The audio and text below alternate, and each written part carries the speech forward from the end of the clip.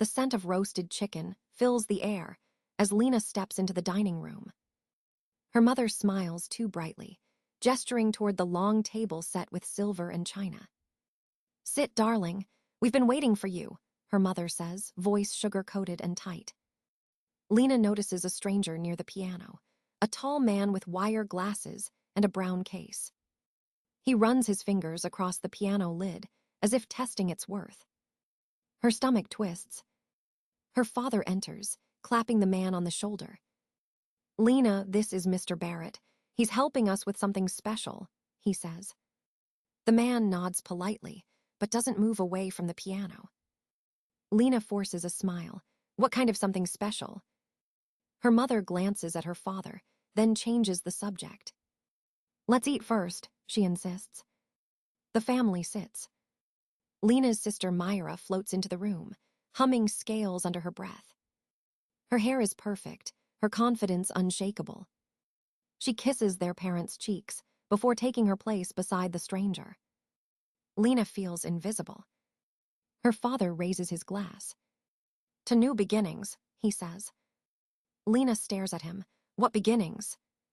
Myra's grin widens. "I've been invited to compete in the European Vocal Showcase," she announces. Her mother claps, her father beams with pride. Lina offers a small smile. "That's impressive." But her heart sinks. She already knows what's coming next. Her father clears his throat. "There's just one issue," he says carefully. "The competition requires funding." Lina's fork freezes midair.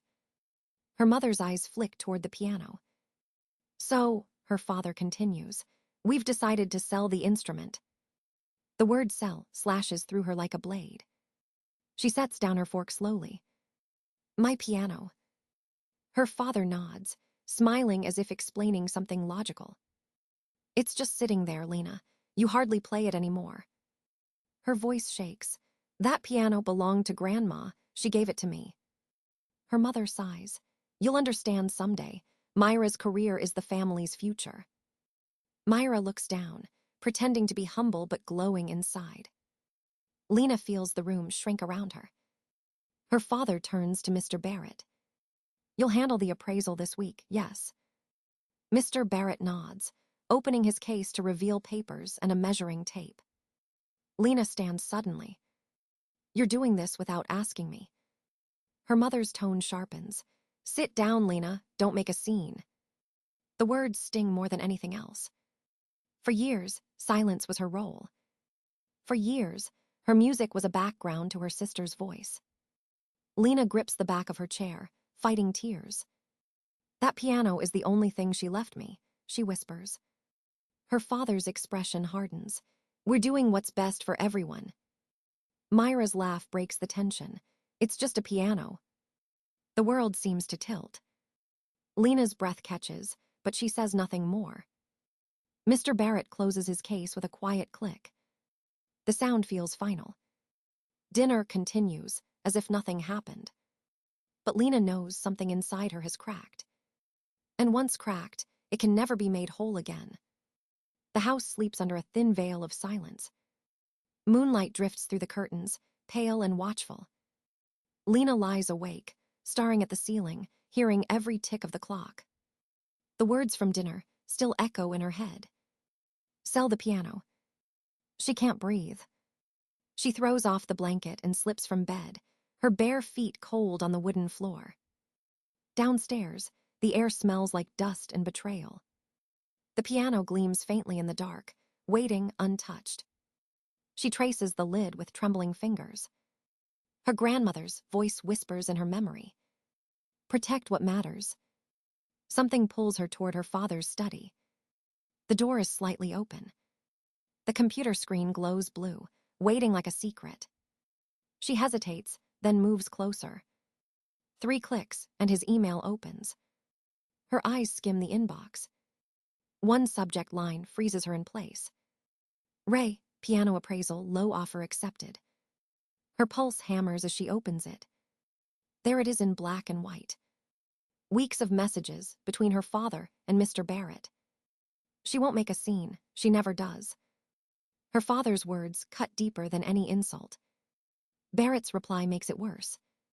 Market value is around $22,000. I can offer $15,000. She'll never know. Lina presses a hand to her mouth. They've been planning this for months. Each message another wound. Each line another betrayal. She scrolls further and finds Myra's name. Her sister had written too. Don't worry, Dad. Lina always gives up. Her stomach twists until she feels sick. The lies spread across the screen like poison. She prints the emails quietly, the sound of the machine loud in the stillness. The papers slide out, each one a piece of truth they tried to hide. A floorboard creaks behind her. She spins, clutching the papers. In the doorway stands her Uncle Daniel, hair disheveled from sleep.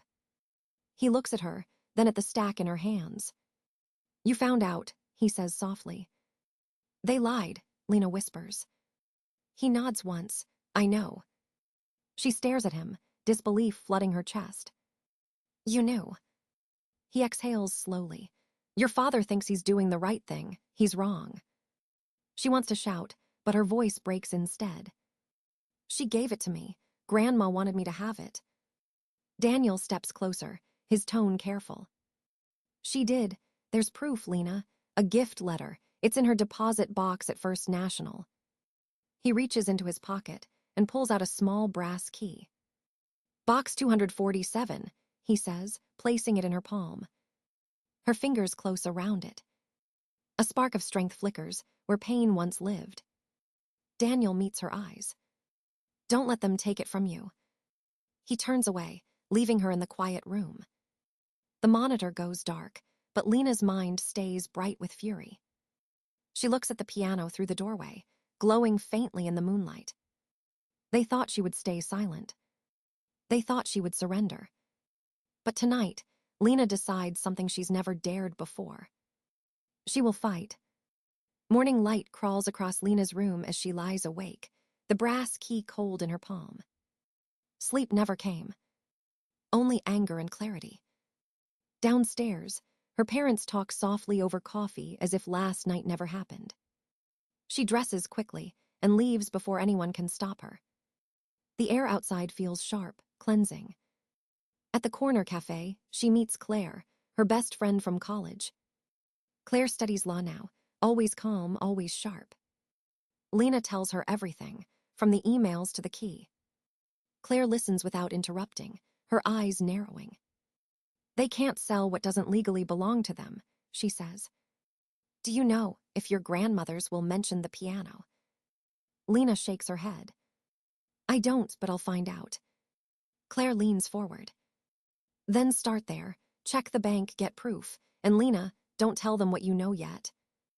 Her voice is steady, confident, like an anchor. For the first time, Lina feels less alone. She thanks her friend and heads to the First National Bank. The marble lobby smells like paper and time. She presents the key, her hands trembling slightly. The clerk unlocks a small metal box and sets it before her. Inside lies an envelope, yellowed and delicate, sealed with her grandmother's handwriting. Her name written in faded ink. She breaks the seal carefully. The letter inside is short but firm. To my granddaughter, Lina, I gift her my Steinway piano, as she has shown the heart and patience music requires. Her throat tightens. Tears blur the words, but she keeps reading. May it always remind her that real strength plays softly, but never stops. Lina presses the paper to her chest. Her grandmother knew this moment would come. She copies the document and hides the original safely in her bag. Outside, the city noise sounds distant. The weight in her chest has shifted from pain to purpose. She walks to the university, straight to Professor Harper's office. The older woman greets her with surprise and warmth. Lina, I was just about to call you, she says. Your audition recording was exceptional.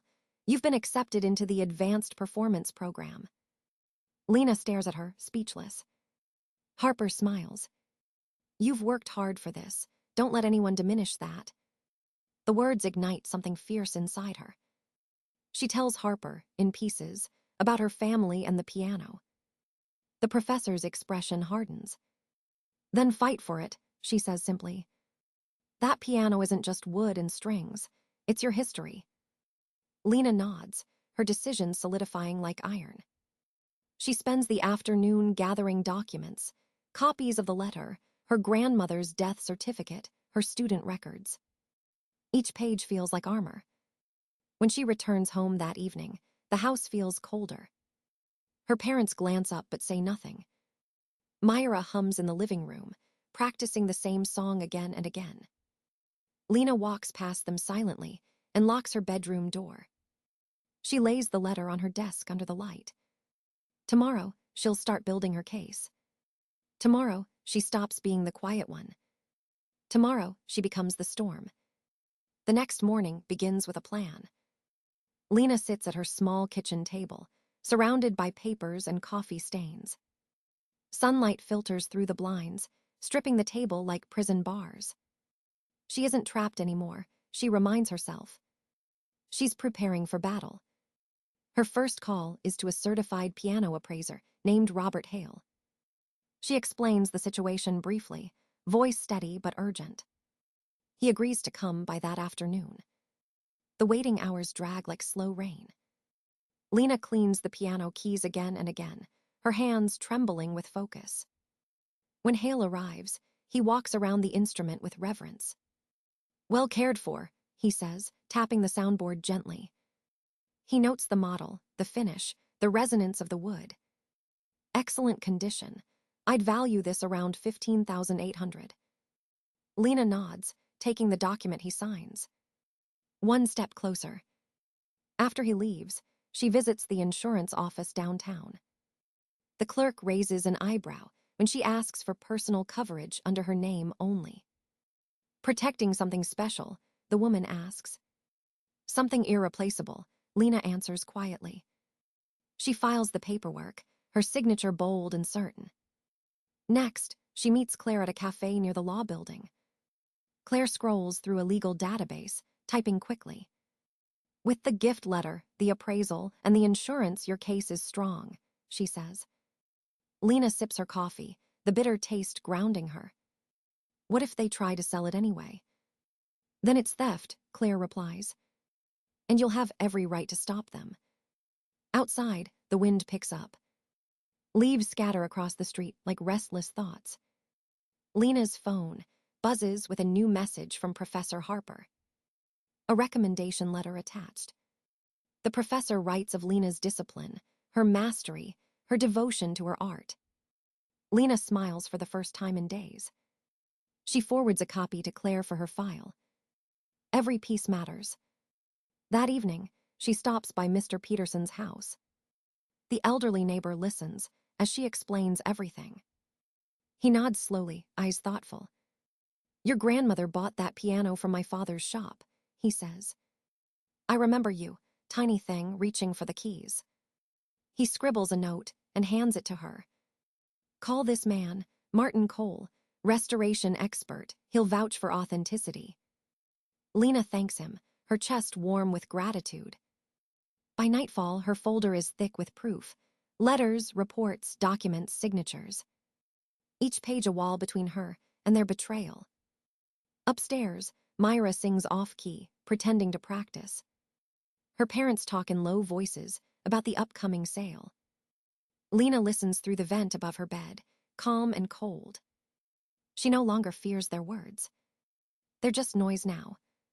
She spreads the papers across her floor like pieces of a map. Her grandmother's letter rests at the center. The words shine under the desk lamp. Real strength plays softly, but never stops. Lina whispers it aloud. She knows what she has to do. Tomorrow, she will stop being the quiet note. Tomorrow, she will be the melody they can't ignore. The dining room glows with false warmth. Candles flicker, casting soft shadows across the polished table. Lina stands in the doorway, clutching a folder against her chest. Her parents sit at opposite ends of the table, smiling too wide. Myra sparkles in a silver dress, pretending the world adores her. Mr. Barrett is back, his briefcase resting by his chair. "Come, Lina," her mother says sweetly. "We're celebrating as a family." Lina walks forward slowly, every step deliberate. The smell of champagne mixes with tension. Her father gestures to an envelope. "Mr. Barrett has prepared the final contract. We're ready to sign." Her pulse beats like a metronome in her ears. She sits but doesn't touch the pen. "I'm not signing anything," she says quietly. Her mother's smile falters. Her father laughs, a short, sharp sound. "This isn't about you, Lina. The decision's made." Mr. Barrett clears his throat. "It's a straightforward sale, sir. If you'd like, we can finalize tonight." Lina opens her folder and lays 3 envelopes on the table. 1, 2, 3. Each one labeled neatly in black ink. Her father frowns. "What is this?" Lina looks him in the eye. "Evidence," she says. She slides the first envelope forward. "Appraisal, independent. The piano's worth $15,800. Then the second. Insurance policy, registered in my name only." Her father's jaw tightens. And finally, the third. Her grandmother's letter, unfolded with care. Mr. Barrett leans closer, reading the handwriting aloud. "To my granddaughter, Lina, I gift my Steinway piano to be hers alone." The room stills. Her mother's face drains of color. Her father snatches the paper, scanning it twice. "Where did you get this?" "From the deposit box," Lina replies. "She wanted me to have it. You both knew that." Her father slams his fist against the table. "You went behind our backs." "I learned from the best," she answers. Myra shifts uncomfortably, her perfect mask cracking. "It's just a piano." She whispers. "No," Lina says. "It's my voice, the one you never let me use." Mr. Barrett clears his throat again, uneasy now. "I don't handle family disputes," he mutters, gathering his documents. He nods to the movers waiting in the hall. "Gentlemen, we're leaving." The front door closes behind them with a dull thud. Silence settles like dust. Her father stands, face red, hands shaking. "How dare you humiliate us like this?" Lina rises too, her voice steady. "I'm done being silent." Her mother whispers, "After everything we've done for you." Lina's laugh is soft but sharp. "You did it for Myra, always for her." Myra looks away, eyes glassy. "You don't understand," she says, voice trembling. "No," Lina replies, "you don't." She gathers her papers, slipping them back into the folder. "I'm taking the piano with me." Her father scoffs. "And how will you afford that?" "The Harper Foundation disagrees," she says, smiling faintly. "I got the scholarship." Shock freezes them all. She turns toward the door. "Enjoy dinner," she says. "I'll send movers for my piano tomorrow." And for the first time, her footsteps sound like freedom. The morning sun pours through the window of Lina's new apartment. The piano sits in the corner, polished and glowing. For the first time, it looks alive again. Her fingers brush the keys without pressing. Each note feels like a heartbeat waiting to begin. 3 months have passed since she walked out of that house. The air here is light, untainted by judgment. She practices every morning before her first lesson. Yes, lessons. Lina now teaches 6 students a week. She never planned to, but music found a new way to speak through her. Emma, her youngest student, reminds her of herself at 8. Curious, focused, afraid of mistakes but trying anyway. When Emma plays a clean scale, Lina smiles. "Good," she says softly. "Let the melody breathe." The words feel like her grandmother. Later, the mail arrives with a thick envelope. Inside is a formal invitation from the Boston Chamber Society. They've chosen her to perform at the spring showcase. Her first solo recital since graduation. Recognition without her family's shadow hovering over her. She sits at the piano, reading the letter again. "You earned this," she whispers. Her reflection in the polished surface looks stronger now. In the evening, Claire visits with takeout and cheap champagne. To independence, Claire says, raising her cup. They laugh, clinking plastic like crystal. Lina tells her about the invitation, the lessons, the quiet joy. Claire grins. You did it, Lina. You proved them wrong. Lina shakes her head. I didn't need to. I just proved myself right. Outside, the city hums, a softer rhythm than before. Days stretch into weeks, peaceful and full. Uncle Daniel stops by one afternoon, carrying an old leather satchel. I found these in storage, he says, setting it on the table. Inside are 5 worn journals tied with ribbon. Her grandmother's handwriting fills each page. Notes on technique, reflections on music, and small pieces of wisdom. Lina runs her fingers along the faded ink. She wrote these while teaching, Daniel says. She wanted her students to understand emotion, not just notes. Lina's throat tightens. She was teaching me even now, she murmurs. Daniel smiles. She'd be proud of you. After he leaves, Lina opens the first journal. One line catches her eye. Music isn't about perfection, it's about truth. She writes it on a slip of paper and places it above the piano. That night she plays for herself. No audience, no approval needed. The room fills with warmth and memory. Each note lands like forgiveness.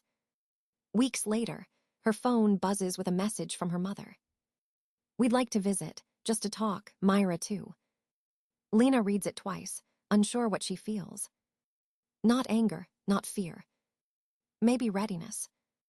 When they arrive, the silence between them feels different. Not heavy, but open. Her mother's eyes soften when she sees the piano. It belongs here, she says quietly.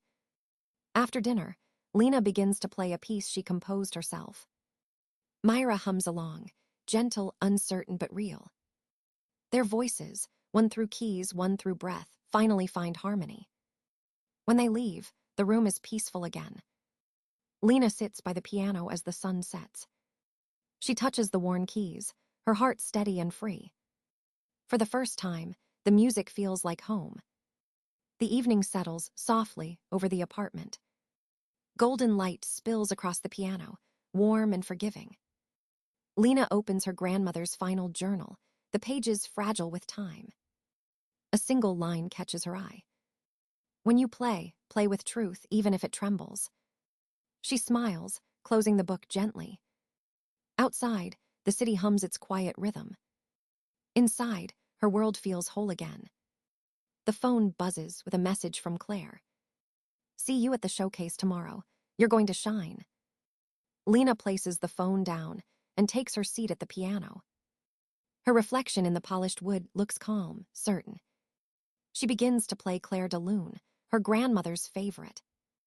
The melody flows, soft as breath, strong as memory. Every note carries the story she once couldn't tell. Anger has turned into grace. Silence into music. Loss into belonging. As the final chord fades, the room glows with stillness. Lina looks toward the window, where night and light meet. For the first time, she feels no weight on her shoulders. Only peace. And the quiet certainty that she has finally found her voice.